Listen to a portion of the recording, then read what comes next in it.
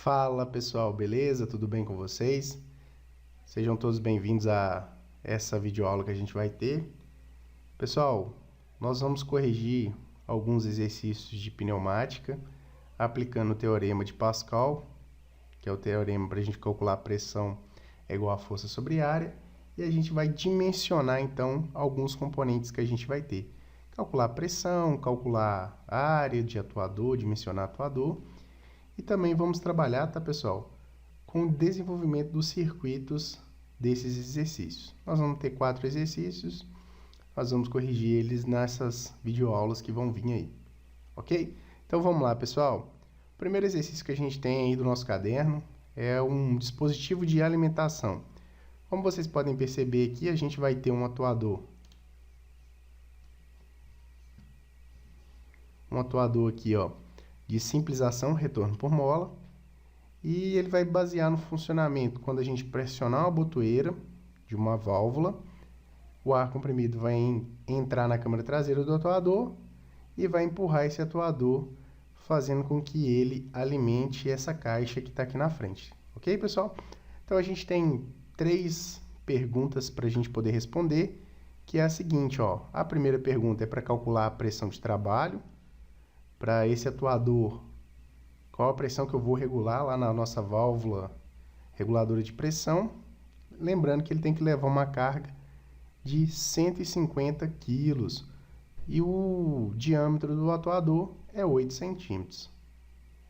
E a alternativa B aqui, né, pessoal? A letra B é quando a gente alterar a pressão para 10 bar com o mesmo atuador, quantos quilos ele vai conseguir elevar, qual a força que esse atuador vai conseguir fazer. Ok, pessoal? Então, vamos lá. Então, vamos vir aqui para o nosso ambiente, onde a gente vai poder trabalhar um pouquinho melhor, para a gente poder calcular aí, ó. Então, a gente tem aqui a letra A, vou dar um zoom aqui para a gente conseguir ver melhor, né? Calcule a pressão de trabalho para empurrar uma carga de 150 kg. Pessoal, o que a gente pode trabalhar aqui, ó? Deixa eu só mudar a corzinha aqui, ó. A gente pode entender o seguinte: 150 quilos não é uma unidade de medida de força, pelo contrário, é uma unidade de medida de massa, tá, pessoal? Porém, se a gente considerar a aceleração de gravidade sendo 10 metros por segundo, a gente pode considerar esses 150 quilos como sendo uma força igual a 150 kgf, ok, pessoal? Vou dar um zoom aqui para melhorar a maneira de escrever e mudar a caneta também. Beleza. Então, se a gente considerou a aceleração de gravidade como 10 metros por segundo ao quadrado, a gente vai considerar aqui sendo uma força de 150 kg. O que significa isso, pessoal? Ou seja, essa peça ela vai estar pesando aproximadamente 150 kg, ok? Gerando uma força, tá, pessoal? Então, o atuador ele tem que empurrar isso. Porém, por ser um atuador de simples ação, eu tenho também a força da mola que tem aqui dentro desse atuador. Então, eu tenho que considerar essa força da mola que eu vou ter nesse atuador. Então, na prática, eu vou imaginar que essa mola aqui, ó, olhando o catálogo do fabricante, ela tenha 5 kg de força, ou seja, ela tem uma capacidade de fazer 5 kg força, que é o seu coeficiente K. E aí a gente vai calcular. O que ele quer saber aqui, pessoal? Ele quer saber, então, qual que é a pressão que eu vou ter no sistema. Pelo teorema de Pascal, a gente vai ter que pressão é igual a força sobre uma determinada área. Nesse caso aqui, o que acontece, pessoal? Eu tenho a força, que é 150 kg força. Porém, eu ainda não tenho a área, porque ele me deu aqui foi o diâmetro que eu vou ter, ok?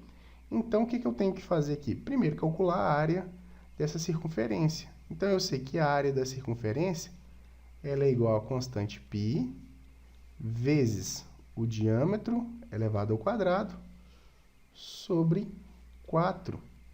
Então, a área da nossa circunferência ela vai ser igual, então, aqui, pessoal, a área da circunferência igual a, vamos lá? vai ser π, uma constante, que é 3,14, vezes o diâmetro. O diâmetro ao quadrado, no caso, vai ser 8 ao quadrado dividido por 4. Então, a nossa área aqui vai ficar igual a... Vou fazer na calculadora aqui para vocês conseguirem visualizar, ó. Então, a gente vai ter aqui, ó, π vezes 8 ao quadrado dividido por 4. Então, a gente vai ter uma área ali, pessoal, de 50,26. Então, 50,26 centímetros ao quadrado, ok? Medida de área, medida de superfície sempre vai ser dada ao quadrado. E aí a gente pode fazer aqui, então, a parte do cálculo de pressão. Então, eu sei que pressão é força sobre área, então a nossa pressão vai ser aqui igual 150 quilos. Não esqueça que é a força da mola, né, pessoal? Então, vai ser 155 quilos. 155 quilos. Dividido por quanto? Pela nossa área, que deu 50,26. A gente vai ter uma pressão bem baixinha, tá, pessoal? Então, vamos fazer aqui o cálculo.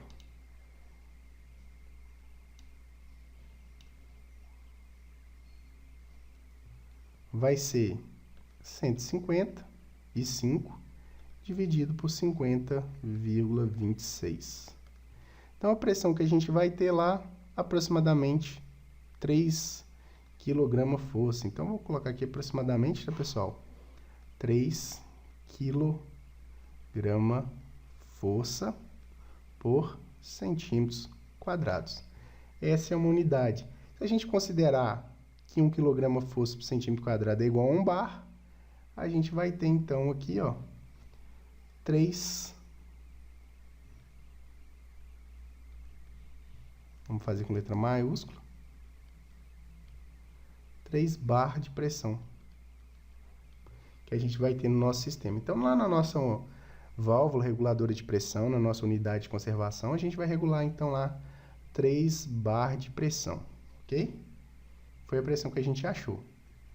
Então, pessoal, para esse atuador vencer uma força de 155 quilos, a gente vai ter que ter 3 bar de pressão alimentando aqui na câmara traseira, para ele poder avançar, tá? É muito importante a gente considerar o seguinte: se a minha peça aqui, ó, ela pesa 150 quilos, eu não posso considerar somente 3 bar de pressão, eu tenho que colocar normalmente ali 10% a mais, tá, pessoal? Mas nesse caso, eu já considerei aqui como 10%, que essa peça aqui pesa menos. Então, é sempre importante a gente colocar esse fator. Por quê? Senão, o atuador ele vai estar no limite linear da força, ou seja, ele está quase igualando as duas forças, tá, gente? Então, não é interessante não, é sempre melhor considerar uma força maior. E não pode esquecer, tá, a força que essa mola aqui vem a fazer. Essa força dessa mola a gente tem que conferir na tabela do fabricante, tá, pessoal?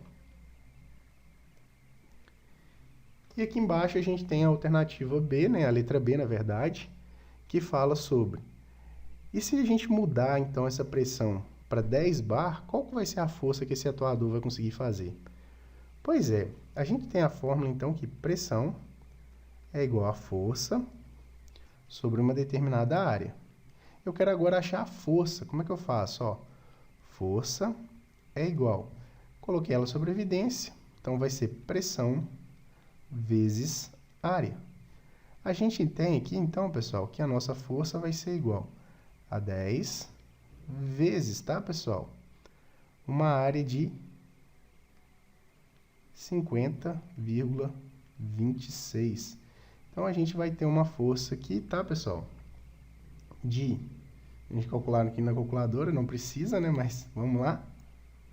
50,26 vezes 10. A gente, então, vai ter um total de uma força de 502,6 kg força. Então, 502 quilos esse atuador vai conseguir fazer. Aí a gente tem uma outra situação, tá, pessoal? Eu não posso colocar, calcular a pressão que eu quiser para a gente poder levantar qualquer carga. Eu tenho que ver se o meu atuador ele consegue ter esse esforço. Eu tenho que consultar a tabela do fabricante. Por quê? Porque talvez esse atuador ele não permita trabalhar com uma pressão tão alta de 10 bar. Normalmente, na pneumática, esses atuadores eles vão trabalhar com máximo ali de 8 bar de pressão. Então eu tenho que saber qual que é a pressão nominal que esse atuador, que as válvulas, que as mangueiras de conexão lá vão poder trabalhar também. Porque eu não posso ultrapassar esses valores. Mas aqui no caso, como é um exercício, a gente tem esse exemplo aí para vocês.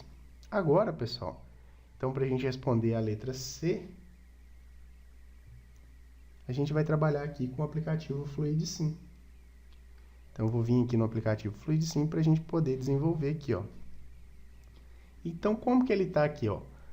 O avanço do atuador deve ocorrer, né, através do acionamento de um botão e o retorno pelo desacionamento do mesmo. Então, vamos lá. Eu vou colocar aqui um elemento que é o nosso compressor. Vou colocar aqui também a nossa unidade de conservação. E vou colocar lá então o nosso atuador de simplização retorno por mola.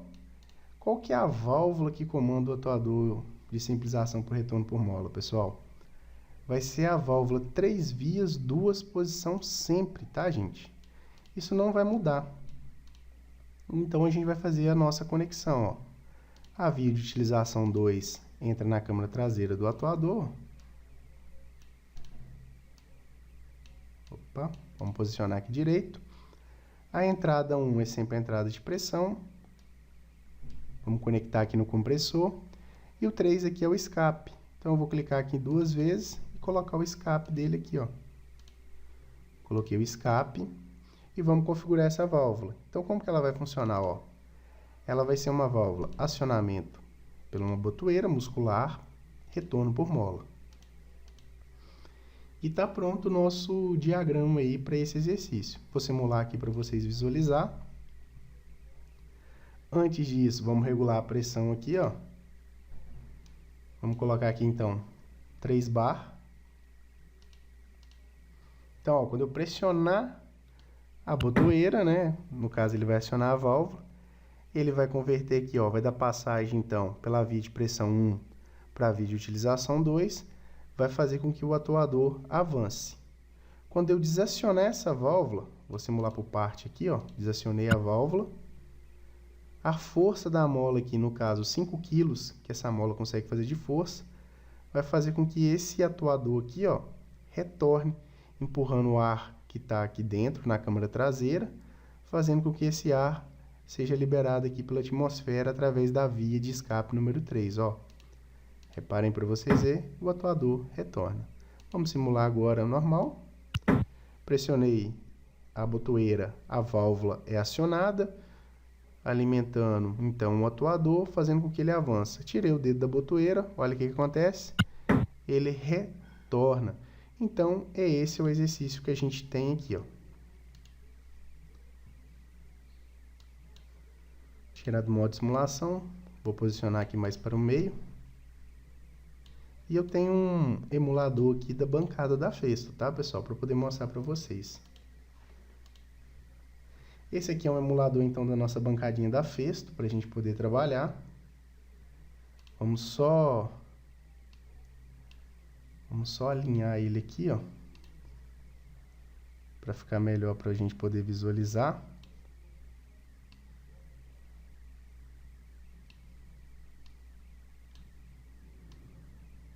Ok, e já vai ficar melhor para a gente poder ver. Então, pessoal, como que a gente vai montar? Eu vou primeiro pegar um bloco de distribuição, que é conhecido do termo em inglês manifold. Vou instalar ele aqui.